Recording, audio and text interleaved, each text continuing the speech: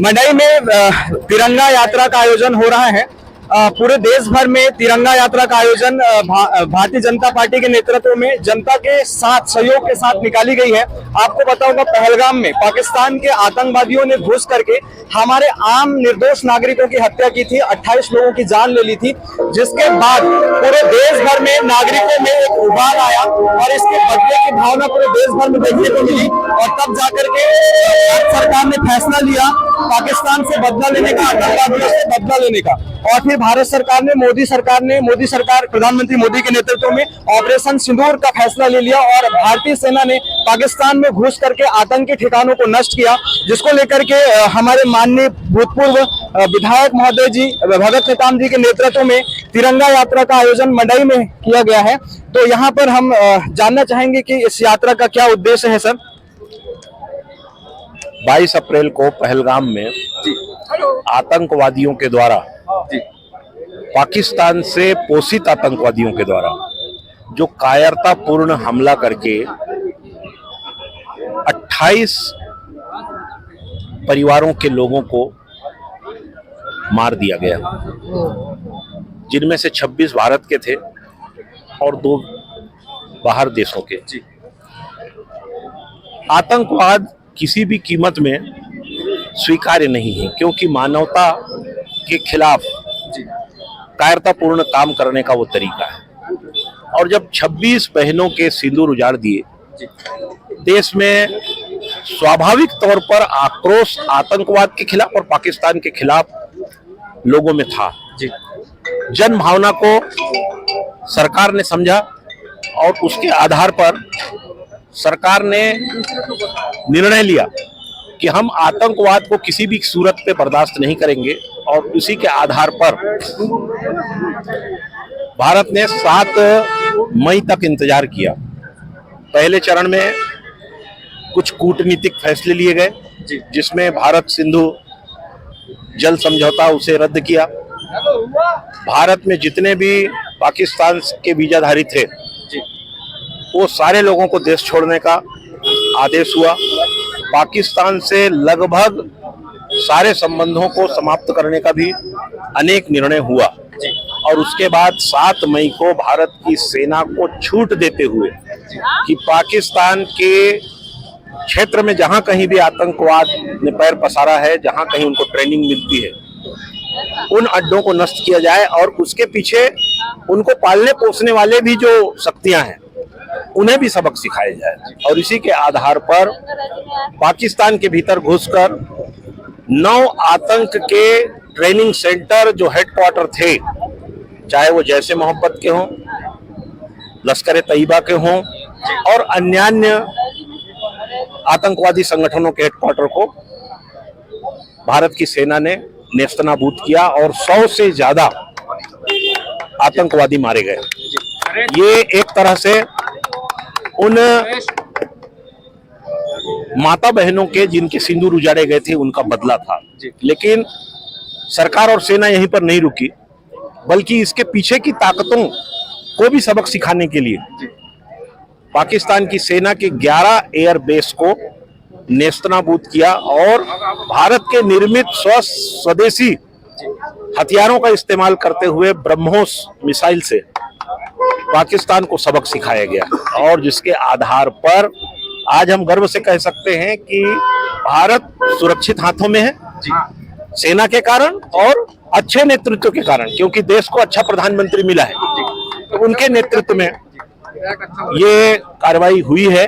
निश्चित रूप से सेना ने जो काम किया है, हम भारत के लोग उनके लिए कृतज्ञता ज्ञापित करते हैं, उनके लिए आभार व्यक्त करते हैं, उनके शौर्य और पराक्रम को हम प्रणाम करते हैं, क्योंकि उनके कारण देश सुरक्षित है, हम सुरक्षित हैं। क्योंकि देश ने देखा कि पाकिस्तान जब हमला कर रहा था, उस समय तुर्की के ड्रोन से, चाइना के ड्रोन से और वहीं के विदेशों से प्राप्त खैरात वाले हथियारों से भारत के ऊपर लगातार हमले करने की कोशिश किया। लेकिन भारत के जांबाज सेना ने सारे ड्रोन, सारे मिसाइल हवा में ही मार गिराए।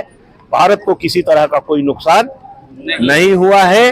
ये भारत का शौर्य है, ये भारत का पराक्रम है, भारत की शक्ति है। लेकिन इसके साथ साथ भारत की जो एकता हुई, राजनीतिक भावनाओं से भी उठ करके सारे लोग इकट्ठा होकर के कि हम देश के लिए एक हैं, एक रहेंगे, सरकार को भी ताकत मिली और उसके आधार पर ये बड़ा परिणाम लाने में हम सफल हुए हैं। निश्चित रूप से इसके लिए हम सरकार को भी और सेना को बहुत बहुत आभार व्यक्त करना चाहते हैं, क्योंकि हम सब का सपना है कि तेरा वैभव सदा अमर रहे माँ, हम दिन चार रहे ना रहे। ये तिरंगा झंडा ही हमारे लिए सब कुछ है और इसीलिए इस यात्रा का नाम तिरंगा यात्रा दिया गया है। सर, एक सवाल है कि विपक्ष का जिस प्रकार से सहयोग रहा इस ऑपरेशन सिंदूर को लेकर के, और आतंकी हमला जब से हुआ तब से विपक्ष ने कहा कि हम सरकार के साथ हैं और खुला छूट है, सरकार को जो भी एक्शन लेगी हम उसके साथ हैं, तो इसका क्रेडिट विपक्ष को देना चाहेंगे थोड़ा बहुत?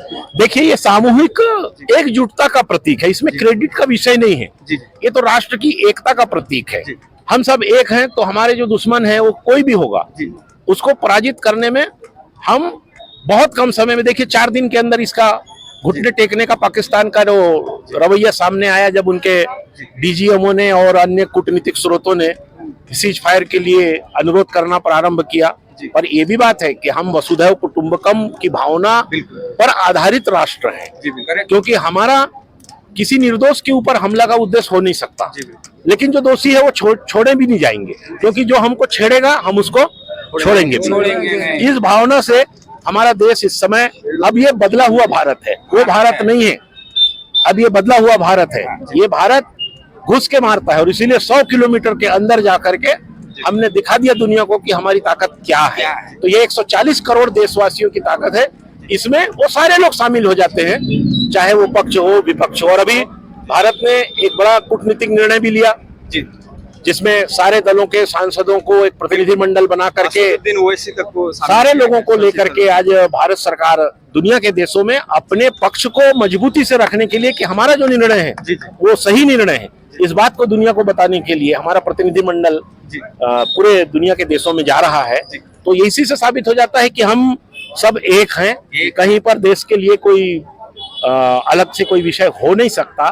बाकी समय में लोकतांत्रिक व्यवस्था है तो स्वाभाविक तौर पर राजनीतिक बातें होंगी भी, क्योंकि लोकतंत्र है, लेकिन देश के मामले में हम सब एक हैं। एक लास्ट सवाल है कि जैसे ऑपरेशन सिंदूर चालू था तो पूरे देश में उत्साह का माहौल था, जनता भी बहुत खुश थी, लेकिन अचानक से सीज फायर यानी कि युद्ध विराम का घोषणा कर देना, वो भी डोनाल्ड ट्रंप के ट्वीट के माध्यम से उसका पता लगा, तो विपक्ष ने ये सवाल उठाया, जनता में भी ये हताहत हुई कि यार हमारे युद्ध विराम में डोनाल्ड ट्रंप का क्या काम जो युद्ध विराम की घोषणा करेगा, और प्रधानमंत्री जी ने क्यों उनके हाँ में हाँ मिला लिया? ये सच्चाई क्या है इसकी? अगर मैं आपको बताना चाहता हूँ, सबसे पहली चीज तो युद्ध था ही नहीं। बिल्कुल, युद्ध उसको कहते हैं जब संसद इसको स्वीकृति देता है और तब जाकर के सरकार युद्ध की घोषणा करती है।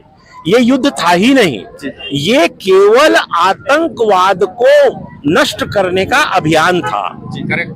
इसलिए युद्ध विराम का कोई प्रश्न ही नहीं उठता। अंत में जाकर के आपने देखा होगा कि अमेरिका के राष्ट्रपति डोनाल्ड ट्रंप ने स्वयं जो है इस बात को स्वीकार किया कि मैंने किसी तरह की मध्यस्थता नहीं की है, लेकिन हमारे भी मन में ये था कि ये युद्ध की स्थिति में न बदले, जिससे कि जनहानि और ना हो, मानवता को खतरा ना पैदा हो, क्योंकि दोनों राष्ट्र एटॉमिक राष्ट्र हैं, परमाणु शक्ति संपन्न राष्ट्र हैं। इसलिए उन्होंने जो कुछ कहा वो अपने परिप्रेक्ष्य में कहा होगा, किंतु भारत के बारे में उन्होंने बाद में स्थिति स्पष्ट कर दी थी। इसलिए इसको युद्ध विराम भी नहीं कहना है और इसको हम अभी सीज फायर भी नहीं कह सकते, इसलिए क्योंकि अगर हमारे ऊपर किसी तरीके का आक्रमण या किसी तरीके की चोट अगर होगी तो उसके लिए सेना को 24 घंटे अलर्ट में रखा गया है।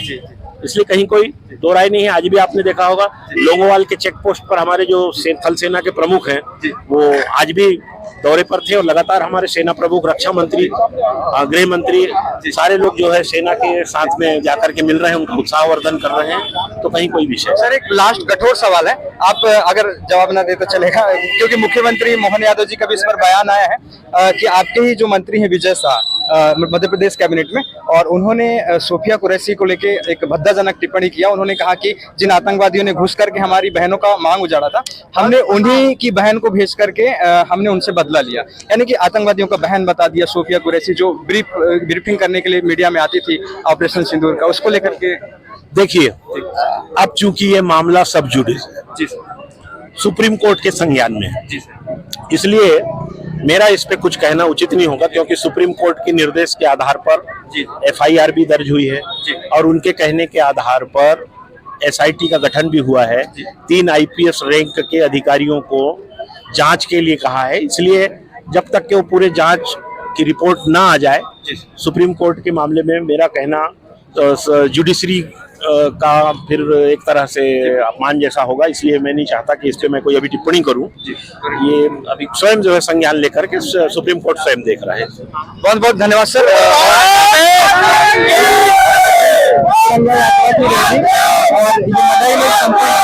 और देश जुनून